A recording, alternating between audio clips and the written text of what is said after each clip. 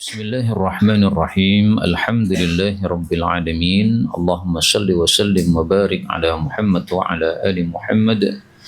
Allahumma anfa'na bima 'allamtana wa 'allimna ma yanfa'una wa zidna ilma wa barik lana fi ilmina warzuqna al-ikhlasa fil qawli wal 'amali kamila wa ilman nafi'an la yunsa wa tawfiqan daima wa sihhatan wa yaqinan wa afiyah.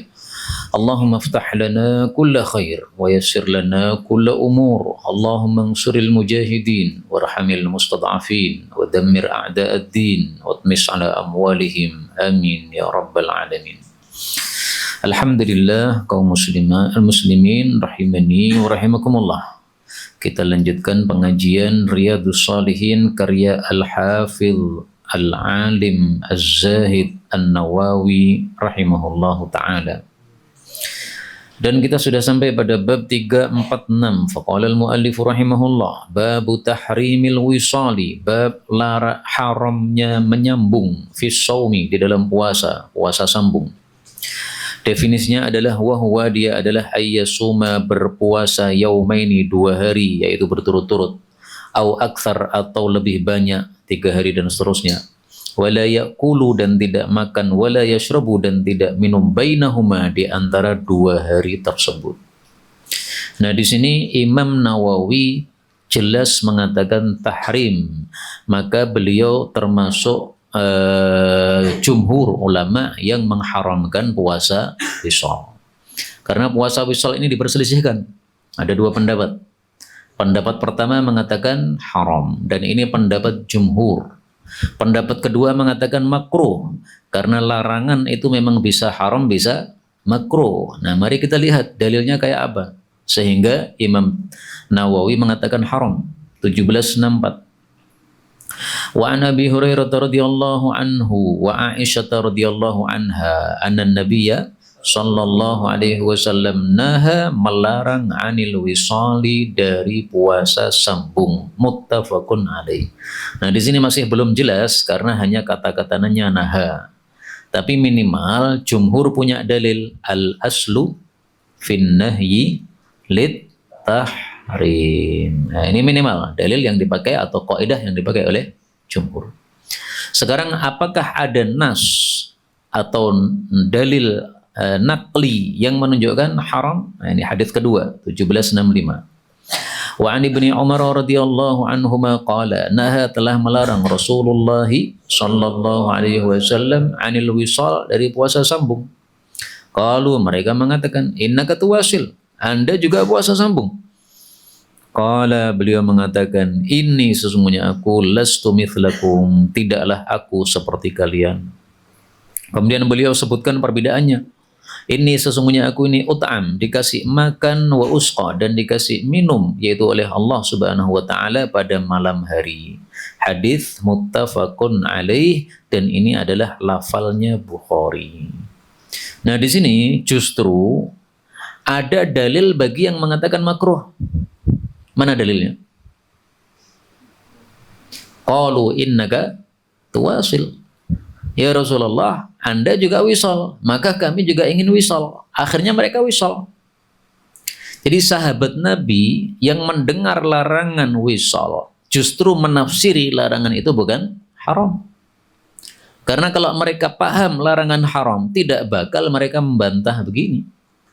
Mereka membantah ini, ya Rasulullah, Anda sendiri wisal, artinya kami juga ingin wisal seperti Anda, maka kami jangan dilarang.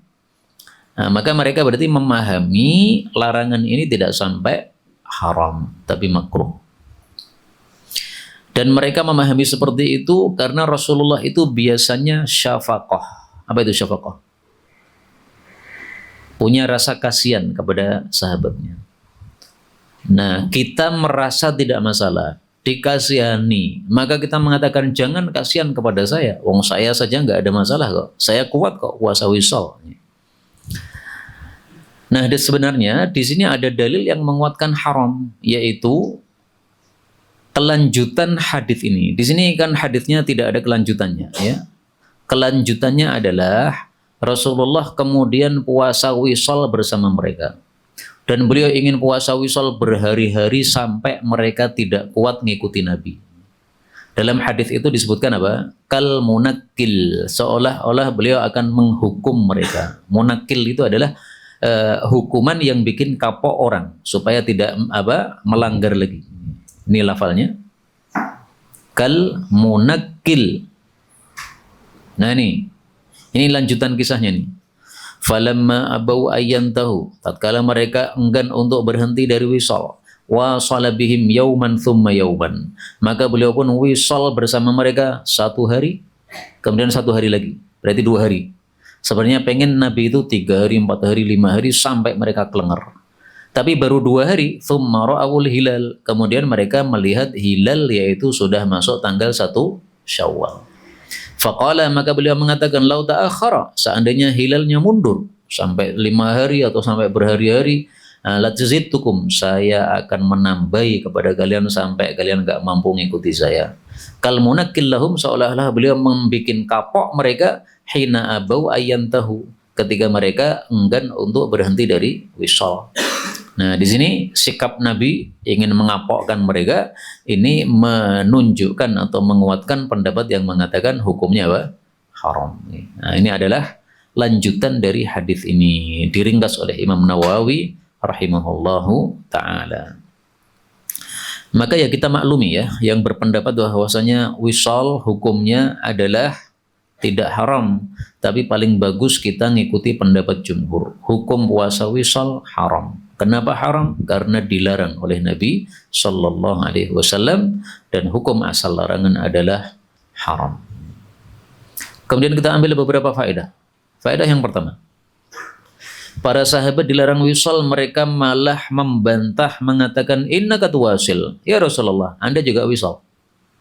Ini bukan pembangkangan ini, tapi ini disebabkan kecintaan yang dahsyat kepada Nabi Sallallahu Alaihi Wasallam.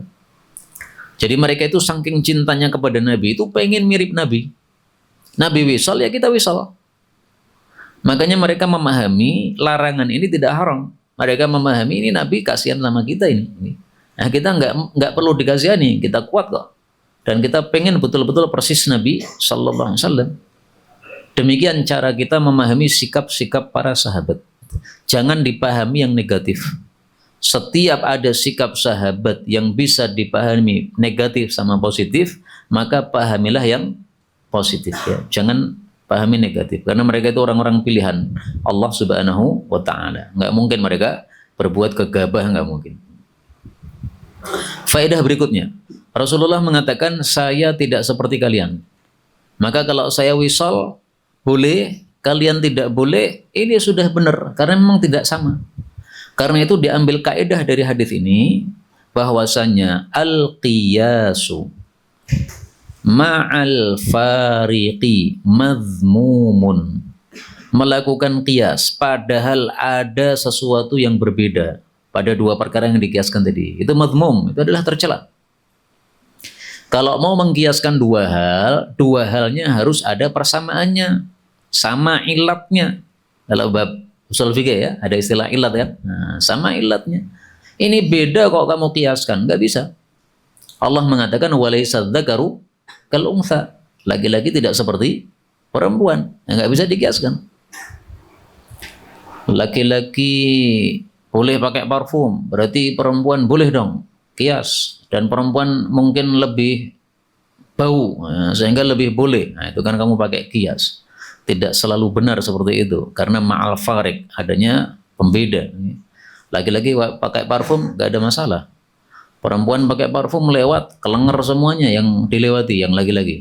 Semuanya langsung bayangkan bagian dalamnya. Nah, rusak kan? Piktor Jordan, pikiran kotor jorok jidan. Maka ini berbeda antara laki dengan perempuan, gak bisa dikiaskan.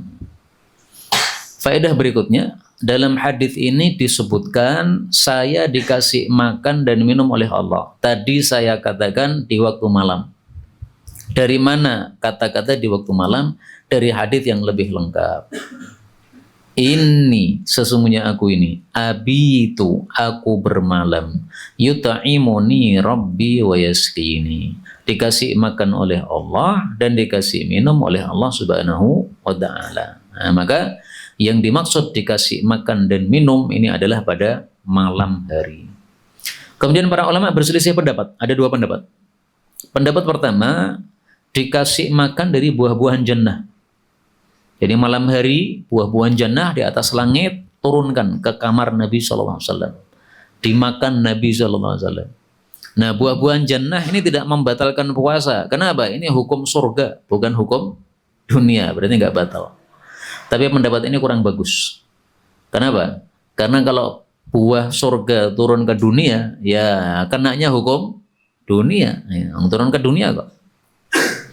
Pendapat yang kedua mengatakan, u'titu quwwata man yata'am. Saya dikasih oleh Allah kekuatan orang yang makan.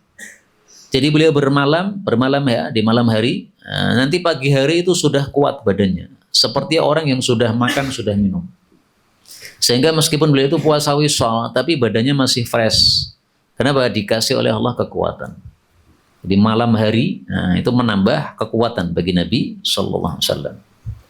Tafsiran yang ketiga, ini saya temukan Syekh Kashmiri mengatakan, beliau tawakuf. Ya. Tawakuf artinya tidak menetapkan. Beliau mengatakan, kaifiyatu dzalika ilallah.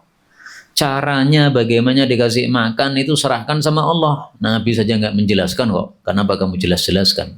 Nabi nggak menjelaskan. Jadi kamu nggak tahu hakikatnya. Hakikatnya gimana nggak tahu. Ya itu hanya tafsiran para ulama, bukan langsung dari Nabi Sallallahu Alaihi Wasallam. Nabi sendiri nggak pernah menjelaskan.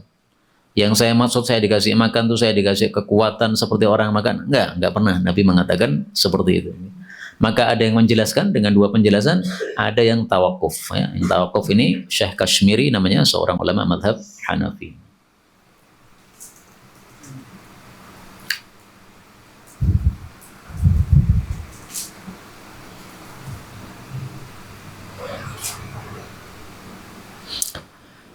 Kemudian sebagai tambahan, ada wisal yang boleh. Wisalun mubah. Apa itu wisal yang mubah? Siapa yang tahu? Wisal sampai waktu sahur. Jadi kamu puasa, sahur, kemudian tidak makan apa-apa sampai sahur lagi. Hari Ahad sahur. Kemudian adzan maghrib nggak makan apa-apa. Sampai hari Senin sahur lagi. Nah, itu namanya wisal sampai sahur. Itu boleh, mubah. Ini dalilnya. Man kana minkum yuwasil falyuwasil ila sahar. Fa ayyukum arada ayyuwasil. Siapapun yang ingin melakukan puasa wisal, falyuwasil hatta sahar. Hendaklah dia puasa wisal sampai sahur. Saya tidak seperti kalian. Saya bermalam, ada yang kasih makan kepada saya dan ada yang kasih minum kepada saya. Nah, inilah dalil bahwasanya puasa wisal sampai sahur saja itu masih boleh. Dan ini diperselisihkan oleh para ulama. Apa hukumnya puasa wisal sampai sahur? Ada dua pendapat.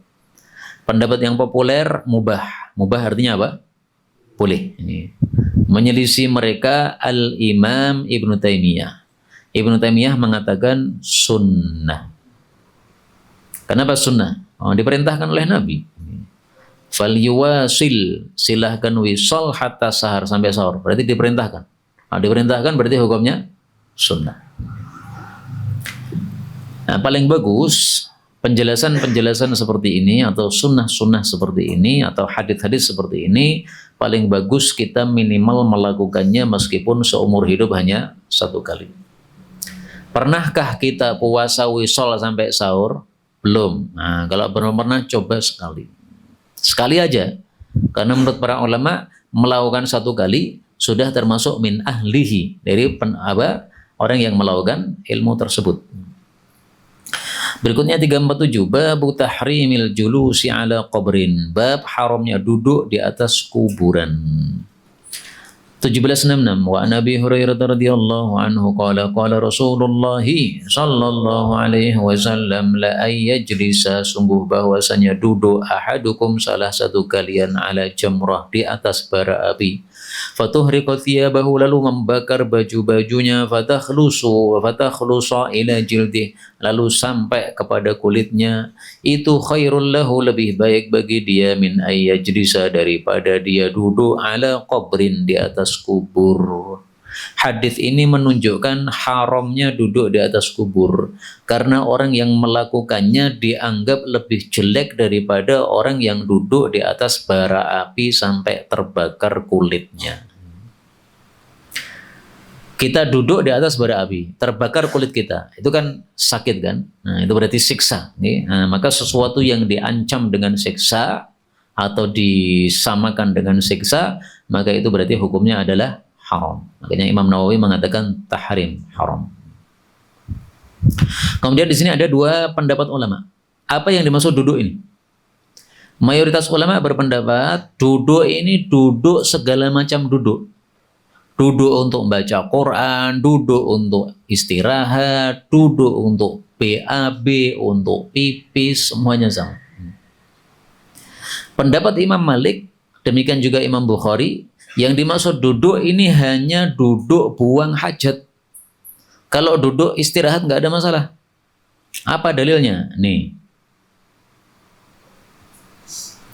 Qadaitu hajati. La'an ma ubali. Saya tidak peduli.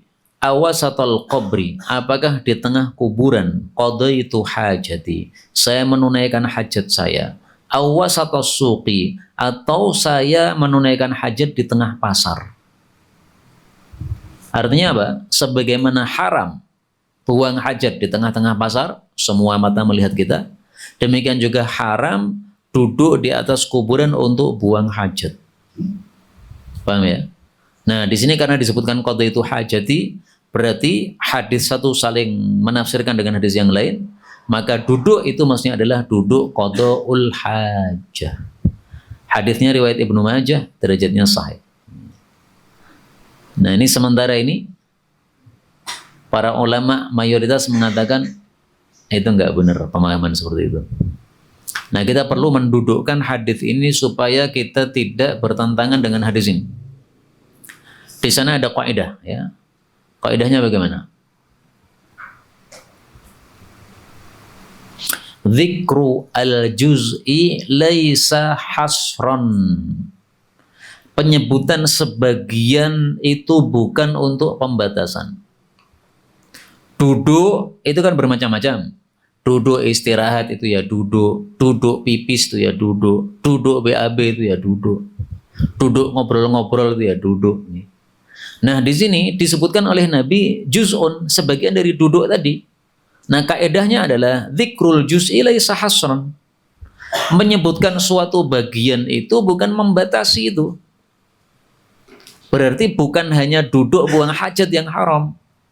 Sehingga dalil yang umum ini ya jelisa, ini ya tetap umum. Adapun Nabi mengatakan qadaitu hajati, itu beliau kasih contoh ya. Contoh duduknya kayak apa? Contoh duduknya misalnya buang hajat. Nah, mau duduk yang lain hukumnya sama. Dan ini kita temukan masalah yang semisal ini. Allah mengatakan dalam masalah tayamum, fatayammamu sa'idan. Menujulah, tayamumlah kepada sa'id. Sa'id itu kullu ma sa'uda. Segala sesuatu yang di atas muka bumi itu sa'uda. Maka tidak harus debu. Tapi dalam hadis Nabi SAW mengatakan waju'ilat turbatuha, dan dijadikanlah debunya bumi lana bagi kami tahuran, sebagai alat suci. Nah, mazhab Syafi'i mengatakan berarti hanya debu. Karena di sini disebutkan turbah, artinya debu. Sementara sa'id itu lebih umum dari debu ya. Sa'id itu segala sesuatu yang sa'uda, segala sesuatu yang di atas muka bumi. Nah, maka dijawab oleh para ulama yang lain, oh enggak begitu. Ini adalah termasuk bab dzikrul juz'i. Nabi mengatakan turbah itu menyebutkan satu bagian dari sa'id. Maka itu laisa hasran, itu bukan pembatasan. Sama dengan ini tadi ya. Disebutkan oleh Nabi duduk buang hajat. Itu bukan hasar, bukan pembatasan. Tapi itu contoh. Paham tak? Nah, maka duduk buang hajat masuk dalam duduk yang dilarang. Demikian juga turbah itu masuk dalam sa'id yang diperbolehkan. Tapi tidak hanya turbah saja. Batu juga nggak ada masalah. Karena semuanya itu sa'udah. Bahkan Imam Malik berfatwa, Imam Malik ini, kullu ma tasihhu an tusalli alaih tasihhu an tatayammam bih. Segala sesuatu yang kamu sah untuk salat di atasnya, maka kamu sah untuk tayamum padanya. Salat di atas sajadah ini sah tidak? Sah. Berarti tayamum sajadah sah. Salat di atas karpet sah kan? Nah, berarti tayamum di atas karpet sah. Ini pendapat paling umum. Nah, maka ada 3 pendapat kalau rinci. Mazhab Syafi'i paling sempit harus debu. Yang kalau dipukul berterbang itu. Pendapat yang kedua, segala sesuatu di atas bumi yang masih dari bagian bumi. Tanah, pasir, padas, apalagi batu dan sebagainya. Nah, kalau Imam Malik paling luas nih. Segala sesuatu yang kamu sah salat di atasnya, maka sah kamu tayamum padanya. Dan ini memudahkan kita kalau kita kondisi safar di atas kendaraan bis misalnya atau di atas pesawat, ya nggak usah sangu tanah atau debu dari bawah. Tapi kalau kamu pakai mazhab Syafi'i ya silakan, ya, mau naik pesawat bawa dulu debu dari bawah, malah susah sendiri. Baik, sampai di sini maka pendapat yang lebih kuat insyaallah taala ya jelas di sini tidak khusus duduk untuk buang hajat. Berikutnya 348, babun nahi, bab larangan an tajsisil qabri, dari tajsis itu apa ya? Terjemahnya yang enak itu. Jadi bahan yang putih untuk mengecat atau untuk mewarnai sesuatu ya. Kalau sekarang pakai labur ya, melaburi al-qabr, kuburan, wal bina'i alaih, dan membangun di atas kuburan. 1767. An Jabirin radhiyallahu anhu qala, naha, telah melarang Rasulullah sallallahu alaihi wasallam ayu jassasa, bahwasanya dilaburi al-qabru, kuburan. Ini yang pertama. Yang kedua, wa ayyuk ada alaih, dan bahwasanya didudui di atasnya, dan ini sudah kita bahas. Wa ayyubna alaih, dan bahwasanya dibangun di atasnya. Ini yang ketiga. Apa larangan ini? Larangan ini Imam Nawawi tidak mengatakan haram, tidak mengatakan makruh, tapi mengatakan nahyu, larangan. Berbeda dengan duduk tadi. Kalau duduk beliau mengatakan tahrim. Nah, sehingga apakah hukum tajsis dengan hukum bina ini hukumnya sama dengan yang yuka'at, yang duduk? Ini ada perselisihan pendapat di antara para ulama.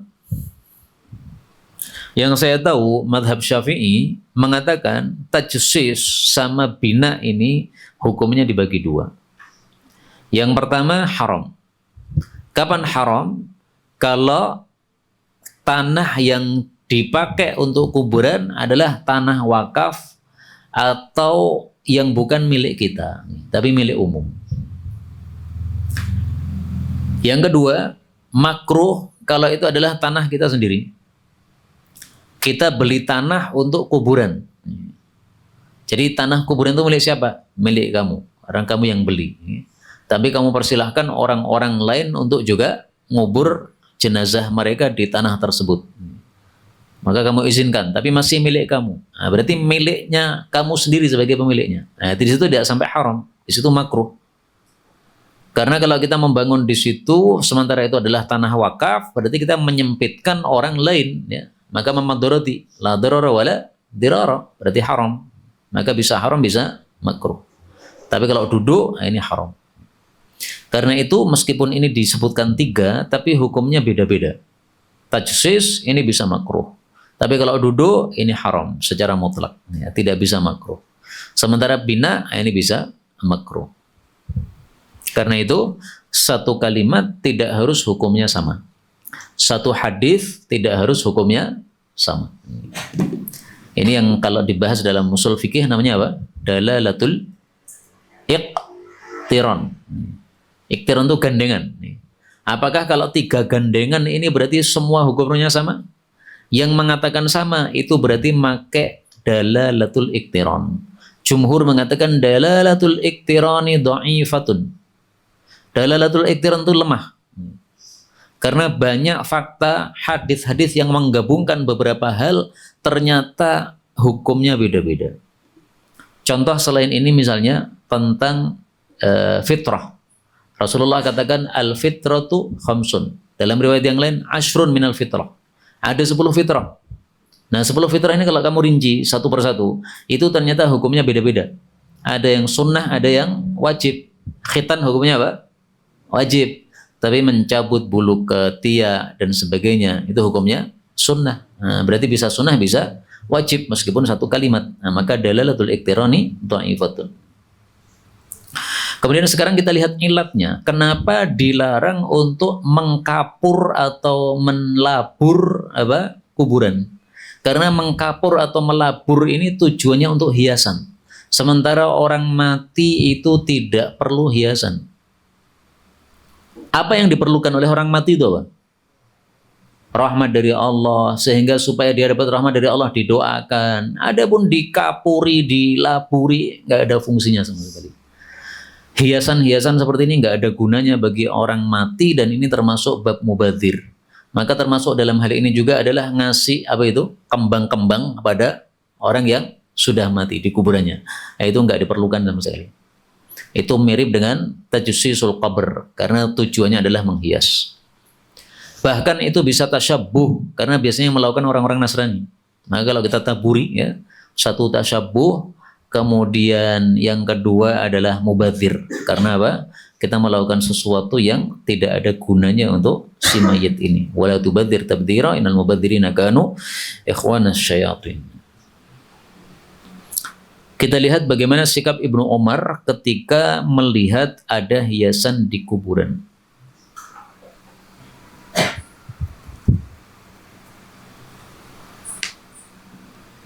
Wara'a Ibnu Umar melihat fustatan ala qabri Abdurrahman, ada payung di atas kuburannya Abdurrahman. Faqala nzi'hu ya gulam, maka dia mengatakan cabut itu payung wahai anak, wahai budak.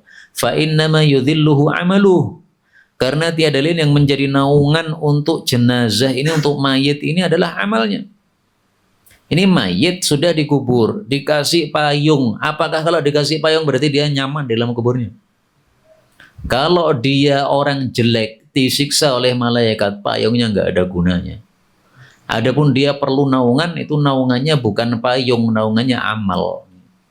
Nah, supaya dia dapat naungan, kita kirimi amal, kirimi hadiah amal, kirimi doa, itu baru dapat naungan dia. Sehingga kalau dipayungi begini, ini masuknya sama dengan yujassas tadi, yaitu apa? Dilarang karena termasuk zina, perhiasan yang tidak diperlukan sama sekali. Itu ilatnya.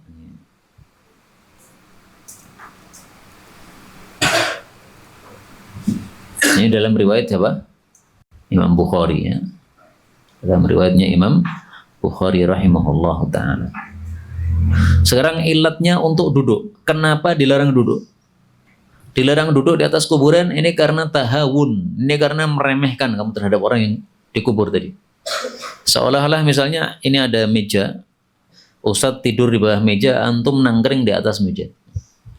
Antum beralasan yang penting tidak di atas kepalanya Ustadz, tapi di atas meja. Sama aja. Kamu di atas meja, tapi mejanya di atas kepalanya Ustadz. Yang nggak sopan sama. Adapun yang ketiga, kenapa dilarang membangun di atas kuburan? Karena bisa menyempitkan tadi. Karena kok semuanya membangun, maka bisa menyempitkan kuburan. Sehingga ini memadarati yang lain. La darara wala dirar. Berikutnya 349 babu taghlidhi, bab dahsyatnya tahrimi, haramnya ibaqil abdi, minggatnya budak, min sayyidih, dari majikannya. Jadi budak itu kalau muslim bagus, tidak bakal lari. Budak muslim bagus Islamnya, pasti taat sama majikannya. Kenapa? Dia tahu bahwa taatnya kepada majikan itu adalah kewajiban. Sehingga dia taatnya itu bukan karena si majikan, tapi karena taat kepada Allah Subhanahu wa taala. Taatnya dia kepada majikan itu semata-mata karena pahala. Dia pengen dapat pahala. Dari Jarir bin Abdullah radhiyallahu anhu, dia mengatakan qala Rasulullah sallallahu alaihi wasallam. Di situ ayyama atau ayyuma? Ya, di sini salah ya. Mestinya ayyuma. Karena ini sebagai apa? Mubtada. Ayyuma abdin abaqa, siapapun budak yang minggat, yaitu dari majikannya, faqad bariat, maka sungguh telah lepas minhu dari dia az-zimmah, perlindungan. Hadis riwayat Muslim. Yang dimaksud lepas darinya perlindungan artinya dia tidak punya perlindungan, alias halal darahnya. Sehingga apa? Dia tidak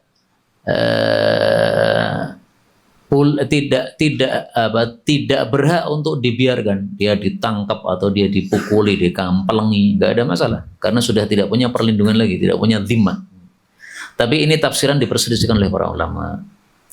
Tafsiran yang kedua, bariat minhu zimmah, itu maksudnya dia tidak mendapatkan zimmahnya Allah dan Rasulnya. Artinya Allah tidak memberikan inayah atau perlindungan atau kebaikan atau rahmat kepada orang tersebut, ya. Allah cabut perlindungannya atau rahmatnya atau inayahnya dari orang tersebut. Apa hukumnya? Hukumnya adalah haram, kata Imam Nawawi, bahkan itu taghlid, dahsyat, karena hadis yang kedua ini menunjukkan hal tersebut. Wa anhu anin nabiyyi sallallahu alaihi wasallam, idza abaqal abdu, apabila budak itu minggat, lam tuqbal lahu salatun, tidak diterima baginya salat. Hadis riwayat Muslim. Wa fi riwayatin, dalam riwayat yang lain, faqad kafar, sungguh dia telah kafir. Nah, kata-kata kafir inilah yang dijadikan dalil oleh Imam Nawawi bahwa haramnya itu taghlid, ya, sebagaimana haramnya kafir. Kata-kata kafir ini bukan berarti kafir murtad. Terus bagaimana menjawabnya?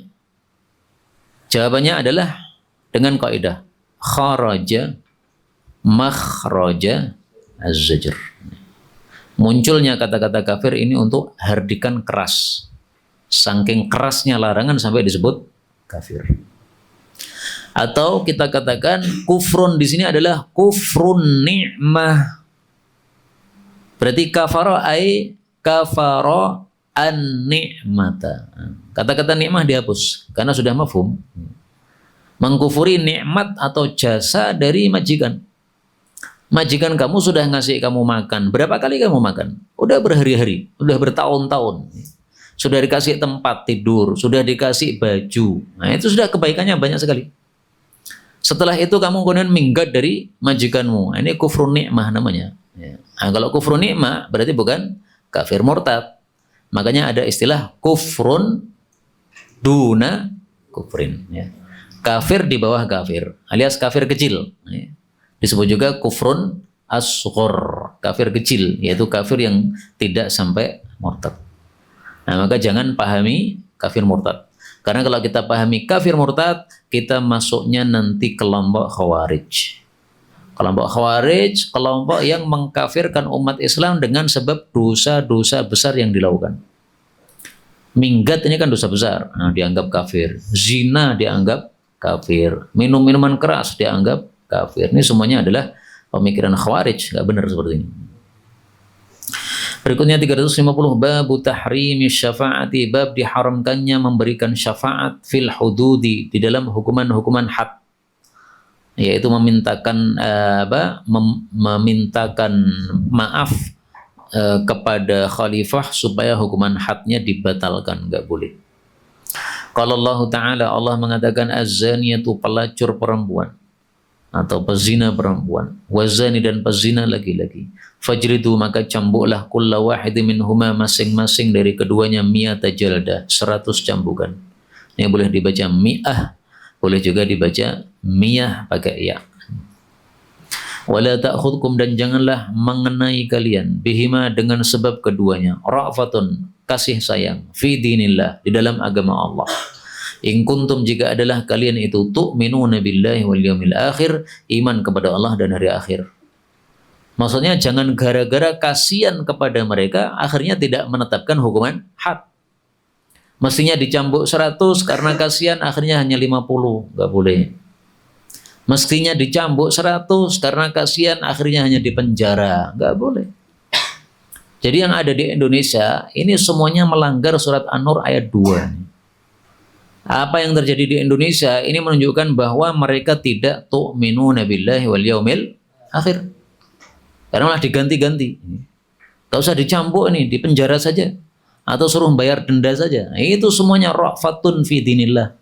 Kamu merasa kasihan kepada orang tersebut untuk menetapkan hukum Allah Subhanahu wa taala. Nah, berarti tidak tu'minuna billahi wal yaumil akhir. Tapi orang-orang Indonesia ini yang pejabat-pejabat itu kalau dikatakan kamu tidak iman, marah semua mereka. Mereka merasanya sudah iman. Nah, gampang saja jawabnya. Banyak dulu di masa Nabi orang-orang yang mengatakan amanna tapi wa mahum bimu'minin. Nah, aku iman tapi enggak iman. Ya seperti orang-orang itu. Mereka ngakunya iman tapi sebenarnya tidak iman betul-betul kepada Allah Subhanahu wa taala. Berikutnya 1770. Wa an Aisyah radhiyallahu anha anna Quraisyan, bahwasanya kabilah Quraisy ahammahum menyusahkan mereka sya'nul mar'atil makhzumiyah, kondisinya wanita dari Bani Makhzum allati sarqat, yang dia telah mencuri. Faqalu, maka mereka mengatakan mayyukallim fiha, siapa yang mengomongi di dalam masalah perempuan ini kepada Rasulullah sallallahu alaihi wasallam, yaitu supaya hukumannya tidak diterapkan, ya, masa orang mulia dipotong tangannya. Faqalu, lalu mereka mengatakan wa may yajtari alaih, dan siapa yang berani kepada Nabi illa Usamah bin Zaid, selain Usamah enggak ada yang berani, karena dia itu adalah hibbu Rasulillah sallallahu alaihi wasallam, kekasih Nabi. Nah, sehingga dia ngomong apapun insyaallah Nabi enggak marah. Fakallamahu Usama, lalu Usamah ngomong kepada Nabi. Faqala Rasulullah sallallahu alaihi wasallam, atashfa'u fi haddin min hududillah, marahin. Jadi nadanya tinggi. Apakah kamu memberikan syafaat wahai Usama dalam masalah hukuman had dari hukuman hadnya Allah Subhanahu wa taala? Marah. Dari mana taunya marah? Kalau kamu baca hadis yang lain akan tahu bahwa ini beliau marah. Sehingga nadanya pasti apa? Tinggi, tanda orang marah. Nanti hadis berikutnya akan kita ketahui marahnya. Tsumma qama, kemudian beliau berdiri, fakhtataba, lalu khutbah. Tsumma qala, kemudian bersabda, innama sesungguhnya tiada lain ahlakal ladzina qablakum, menghancurkan umat-umat sebelum kalian. Annahum, bahwasanya mereka kanu adalah mereka idza saraqa fihimus syarif, apabila mencuri pada mereka orang mulia, taraku, mereka tinggalkan dia alias tidak dihukum. Wa idza saraqa, dan apabila mencuri fihim pada mereka ad-dhaif, orang lemah, orang miskin, rakyat jelata, aqamu alaihil hadda, mereka menegakkan hukum had kepadanya. Waimullah, demi Allah, lau anna Fatimah binta Muhammadin, kalau seandainya Fatimah putri Nabi Muhammad saraqat, maling, laqata'tu yadaha, sungguh akan saya potong tangannya, sungguh pasti saya potong tangannya. Hadis muttafaqun alaih. Nah, hadis ini menunjukkan bahwa tidak boleh memberikan syafaat untuk hukuman had, tahrim, ya, haram. Bukan makruh, tapi haram. Kenapa? Karena di sini Nabi mengatakan ahlaka, menyebabkan binasa. Nah, sesuatu yang menyebabkan binasa berarti Allah murka. Binasa itu karena Allah murka. Nah, kalau Allah murka berarti haram. Kemudian kita ambil beberapa faedah di sini.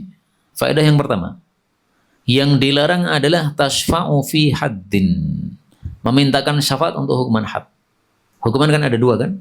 Ada had, ada ta'zir. Ta'zir berarti hukumnya apa? Boleh. Jadi untuk ta'zir boleh. Tapi untuk hukuman had nggak bisa. Ini saya tampilkan dalilnya. Rasulullah SAW bersabda,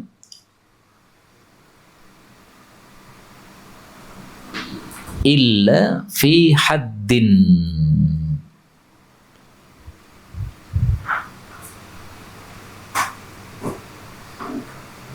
Yang sahih mana ya? Saya carikan yang sahih. Atharatihim, sahih. Nah ini lafalnya. Aqilu dzawil hayati atharatihim illal hududa. Aqilu, maafkanlah, dzawil hayati, orang-orang yang punya kemuliaan, atharatihim, keterpelesetan mereka atau kesalahan mereka, ilal hudud, kecuali hukuman had, nggak bisa dimaafkan.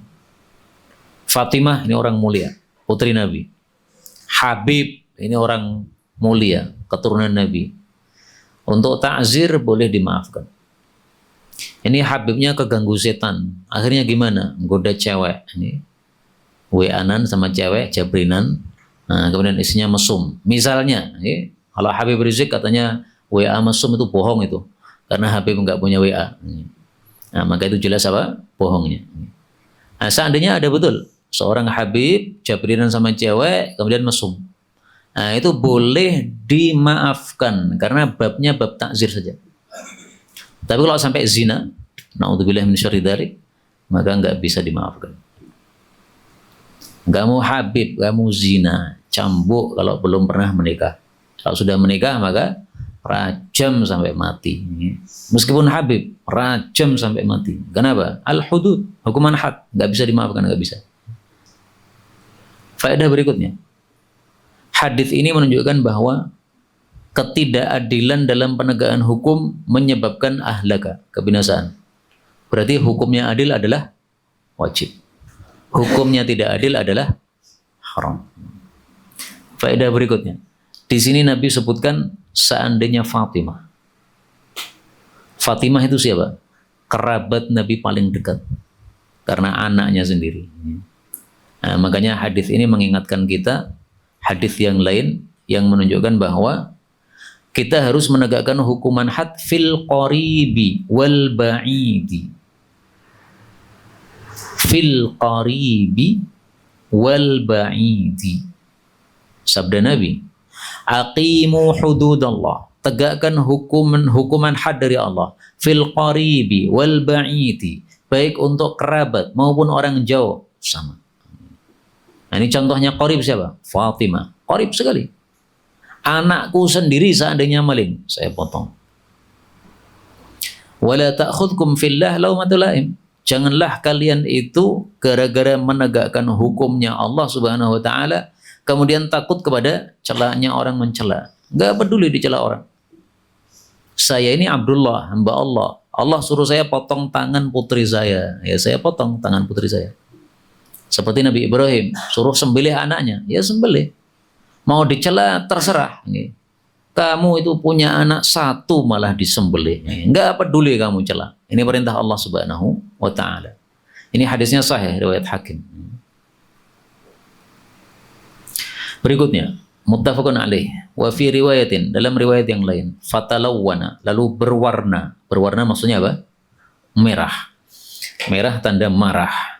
Wajhu Rasulillahi sallallahu alaihi wasallam. Faqala, lalu beliau mengatakan, atasfa, apakah engkau memintakan syafaat fi haddin min hududillah, dalam hukuman had dari hukuman hadnya Allah? Qala Usamah, Usamah mengatakan, istaghfirli ya Rasulullah, mintakan ampun untuk saya ya Rasulullah. Ini menunjukkan dua hal. Pertama, kalau kita salah, diakui kesalahannya, nggak usah membela diri. Usamah begitu ditegur oleh Nabi langsung, ya saya salah. Nah, ini orang baik kayak begini. Orang baik itu tandanya kalau salah diingatkan mau ingat. Tapi orang jelek kalau salah diingatkan, akhadathul izzatu bil itsm.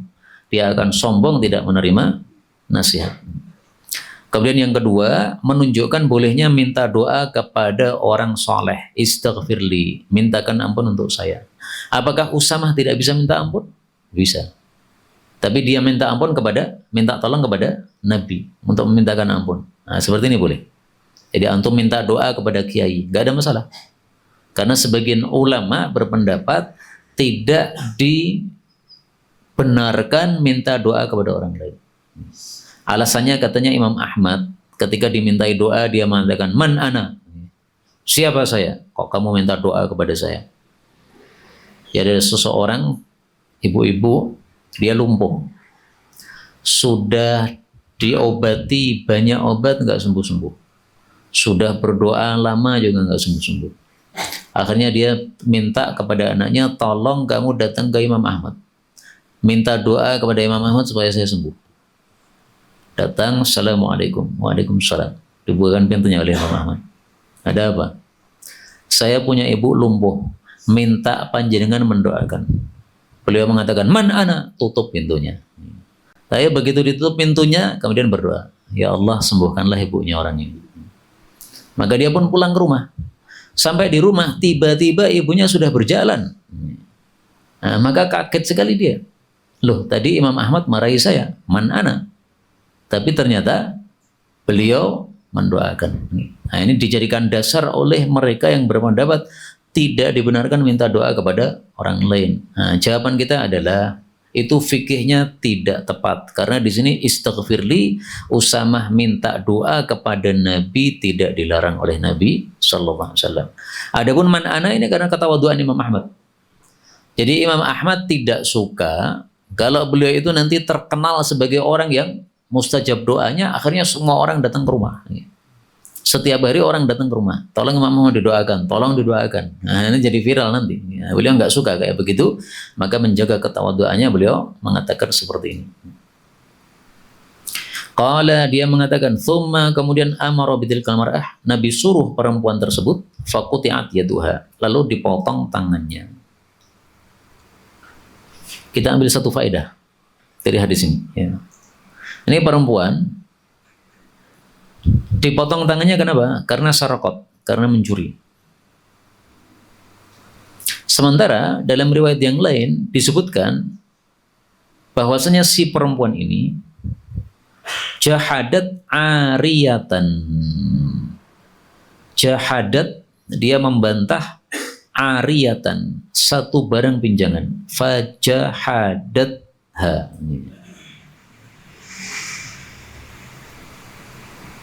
Ini riwayatnya Imam Nasai ya, dari Sa'id bin Musayyab, bahwasanya ada seorang Bani Makhzum, dari Makhzumiyah tadi, ista'arat hulliyan, dia pinjam perhiasan, ala lisani unas, dengan lisannya beberapa orang, maksudnya lewat orang. Fajahadatha, lalu dia membantahnya. Jadi setelah pinjam, misalnya pinjam 1 bulan, 1 bulan diminta, dia mengatakan, loh saya nggak pernah pinjam. Kapan saya pinjam? Saya nggak pernah. Ya. Karena memang dia tidak pinjam langsung. Dia pinjamnya ala lisani unas, lewat perantara. Fa'amara bihan Nabi sallallahu alaihi wasallam faquti'at. Maka Nabi perintahkan supaya dipotong tangannya. Nah, di sini fikihnya adalah apa hukumnya jahidul ariyah? Apa hukumnya jahidul ariyah? Jahid itu orang yang membantah, al-ariyah itu barang pinjaman. Dia minjem barang, tapi ketika diminta dia membantah. Dia mengatakan saya tidak pinjam. Dan barang yang dipinjam ini sudah mencapai nisab. Nisab itu adalah 1/4 dinar. 1 dinar sekarang 5 juta ya, sekitarnya. Nah, berarti 1,1/4 juta. 1/4 juta. 1.250.000. Maka kalau dia seperti itu, jahidul ariyah, ini menurut Imam Ahmad dipotong tangannya berdasarkan hadis ini. Faquti'at, dipotong tangannya. Tapi kalau menurut jumhur tidak dipotong tangannya. Adapun si perempuan Makhzum ini dipotong tangannya bukan karena jahidul ariyah, tapi karena apa? Karena sarokat tadi. Mana tadi? Nah ini. Allati sarokat, ya, yang dia itu mencuri. Terus gimana cara mengkompromikan dengan hadis ini? Hadis ini menunjukkan bahwa dia jahadat, tidak mencuri. Nah, cara mengkompromikan adalah karena sama-sama hadisnya sahih. Ini si perempuan, dia itu sukanya meminjam barang tapi kemudian tidak mengembalikan. Setelah itu merembet. Merembetnya apa? Maling. Pas dia jahidul ariyah, nggak dipotong tangannya oleh Nabi. Tapi pas dia maling, baru dipotong tangannya oleh Nabi SAW. Paham tuh? Jadi ini awal hadis sama akhir hadis. Awal kejadian sama akhir kejadian. Itu cara mengkompromikannya. Wallahu a'lam bishawab. Walhamdulillahirabbil alamin. Kalau ada sisa waktu dipersilahkan.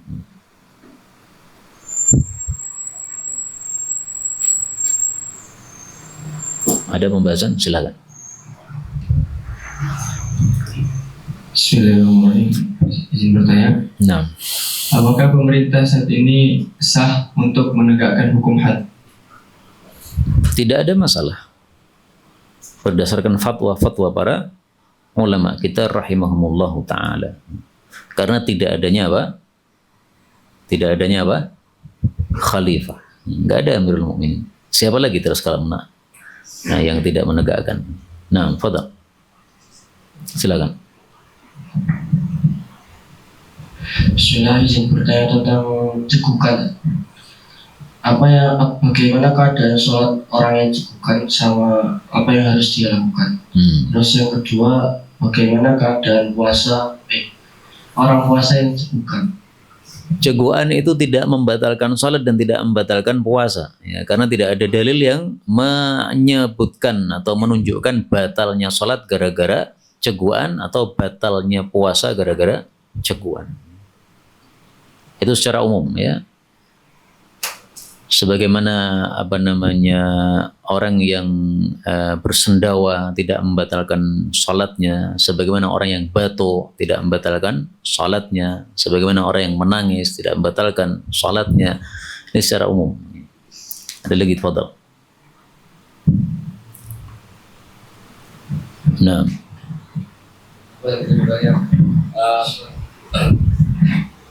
Izin bertanya, hukumnya membuat makam di masjid itu gimana? Membuat makam di masjid. Sudah ada masjidnya? Sudah. Di dalam masjid atau di samping masjid? Di dalam. Di dalamnya? Di luar. Oh, di luar masjid. Kalau di luar masjid, di samping masjid, ya saya tidak mengetahui dalil yang mengharamkannya, ya. Tapi kalau di dalam masjid, maka tidak boleh masjid dijadikan sebagai kuburan. La taj'alu buyutakum maqabira, apalagi masjid. Nanti kita akan sujud di atas kuburan tersebut. Tapi kalau ini masjid, kemudian di sampingnya ada tanah, kemudian dijadikan untuk apa? Kuburan, saya tidak mengetahui dalil yang mengharamkannya. Tapi tetap saja yang paling bagus adalah apa yang dilakukan oleh para sahabat Nabi Sallallahu Alaihi Wasallam. Ya, nggak ada sahabat Nabi membuat kuburan di samping masjid, nggak ada. Kalau ada, tolong tunjukkan ke saya. Satu saja sahabat Nabi yang buat masjid kemudian buat kuburan di sampingnya, nggak ada. Sehingga yang paling bagus tetap khairul hadi Muhammadin Sallallahu Alaihi Wasallam. Loh, itu kan Nabi Muhammad kuburnya di samping masjid. Itu khusus Nabi itu. Itu enggak untuk yang lain. Taunya dari mana? Ini hadisnya ada.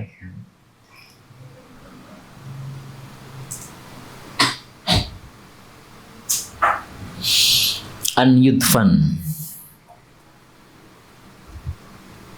ma qabadallahu nabiyan. Allah tidak mewafatkan nabi kecuali di tempat yang beliau suka untuk dikubur padanya. Boleh juga diartikan Allah tidak mencabut nyawa Nabi kecuali di tempat yang Allah itu senang bahwasanya dia itu dikubur padanya. Hadis riwayat Tirmidzi. Tapi lebih bagus bacaan yang pertama. Yuhibbu kembali kepada siapa? Nabi. Kenapa? Karena paling dekat, ya. Ruju'ud dhamir ila aqrabi madhkur. Kembalinya dhamir kepada yang terdekat. Yang terdekatnya adalah Nabi. Jadi Nabi Muhammad SAW itu senang kalau dikubur di situ. Nah, maka Allah kasih mati di situ. Seandainya Rasulullah itu senang dikubur di Indonesia, maka Allah akan wafatkan Nabi di Indonesia. Seandainya. Tapi Allah tidak pilihkan di Indonesia ini. Ada lagi tafadhal. Nah, silahkan.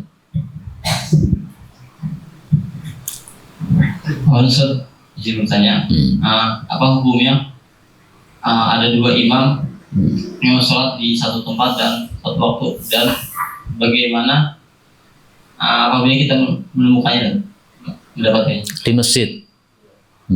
Hukum asalnya tidak sesuai syariat, tidak disyariatkan, ya. Kenapa? Karena sholat jamaah itu untuk mensatukan umat. Nah, kalau ini malah dua, kenapa? Jadi hukum asalnya nggak disyariatkan seperti itu. Sehingga kalau sudah ada jamaah, jangan buat jamaah lagi. Tapi kalau tidak tahu, ya dimaafkan. Hukum asalnya begitu. Adapun perinciannya saya nggak mengetahui perincian dari para ulama kita rahimahumullah ta'ala. Silakan dari yang belakang. Siapa tadi? Nah, Ustaz, izin bertanya, apakah memakai sandal ketika masuk kuburan itu mengganggu mayit karena ibarat sandalnya itu seperti gong? Apakah ada hadis yang menunjukkan hal itu? Sabtiyata. Rasulullah Shallallahu Alaihi Wasallam bersabda,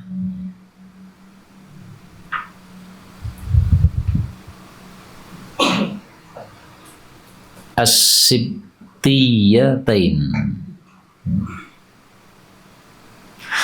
Rasulullah Shallallahu Alaihi Wasallam melihat seorang laki-laki berjalan di antara kuburan-kuburan dengan dua sandalnya. Maka beliau mengatakan, ya sahibas sibtiyatain, wahai pemakai dua sandal, alqihima, lepas sandal kamu. Rasulullah Shallallahu Alaihi Wasallam tidak sebutkan ilatnya, kenapa tidak boleh. Apakah disebutkan oleh para ulama? Coba kita lihat.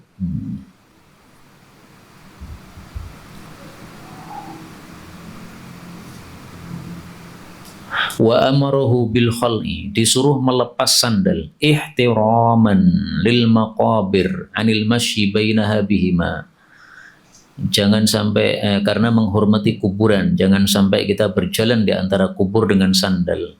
Atau bisa jadi liqadarin bihima, karena ada tai pada sandal tadi. Au likhtiyalihi fi masyihi, atau karena sombongnya dia dalam berjalan. Ini semua atau ini karena adalah kemungkinan-kemungkinan yang difikirkan oleh para ulama. Kalau Imam Kashmiri nggak suka kayak begini, beliau pilih tadi, wal kaifiyatu ilallah. Kaifiyahnya Nabi makan minum ketika puasa wisal serahkan sama Allah. Demikian juga di sini, wal hikmatu ilan Nabi sallallahu alaihi wasallam. Adapun hikmahnya apa? Sampaikan, kembalikan kepada Nabi. Karena Nabi tidak menjelaskan. Ini semuanya ada kemungkinan. Adapun kalau seperti apa tadi? Gong, yaitu suara yang keras ya, maka itu saya tidak menemukan di sini, enggak.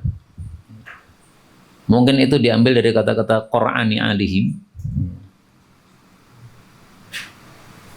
Wa in hatta innahu la yasma'u Qur'ani alihim.